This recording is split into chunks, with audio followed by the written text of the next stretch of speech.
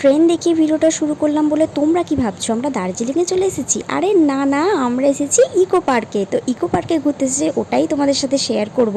প্রথমেই দেখাই ইকো পার্কে যে গ্রামের পরিবেশটা আছে সেটা। তো চলো।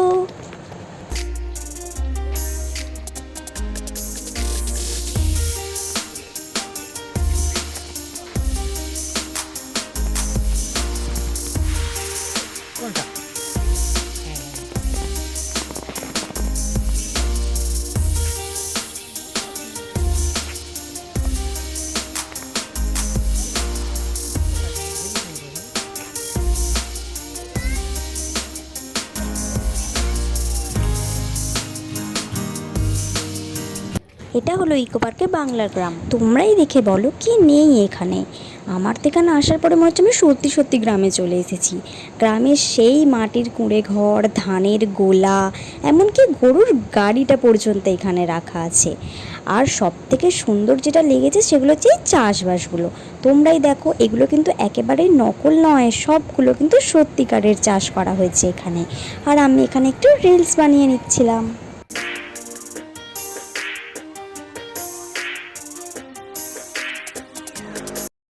এই জায়গাটা নিশ্চয়ই তোমরা বুঝতেই পারছো, এটা কিন্তু ইকো পার্কের আইফেল টাওয়ারের একদম ঠিক পাশেই যে জায়গাটা আছে সেখানে। এখানে খুব সুন্দর একটা ফুরফুরে হাওয়া দিচ্ছিল, আর তাই আমরা দাঁড়িয়ে এখানে কিছু ভিডিও বানিয়ে নিচ্ছিলাম।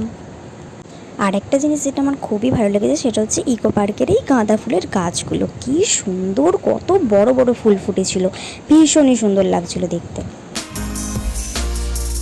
আর এটা তোমরা পেয়ে যাবে ইকো পার্কের জাপানি ফরেস্টে, যেটা তোমরা ইকো পার্কের 1 নম্বর গেট থেকে ঢুকলে একদম সামনেই পেয়ে যাবে।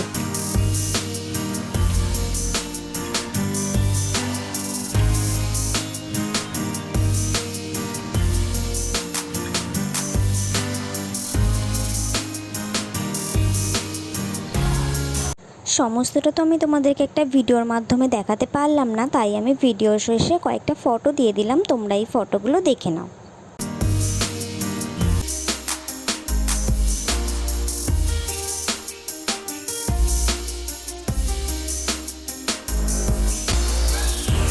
আশা করছি আমার ভিডিওটা তোমাদের ভালো লেগেছে। যদি ভালো লেগে থাকে অবশ্যই আমার ভিডিওটাকে একটা লাইক করে দিও, একটা কমেন্ট করে দিও, বন্ধুদের সাথে শেয়ার করে দিও। আর আমার চ্যানেলটাকে সাবস্ক্রাইব করে আমার পাশে থেকেও, যাতে আমি আরও এগিয়ে যেতে পারি। তো দেখা হচ্ছে তাহলে নেক্সট ভিডিওতে। তাহলে আজকের মতো টাটা।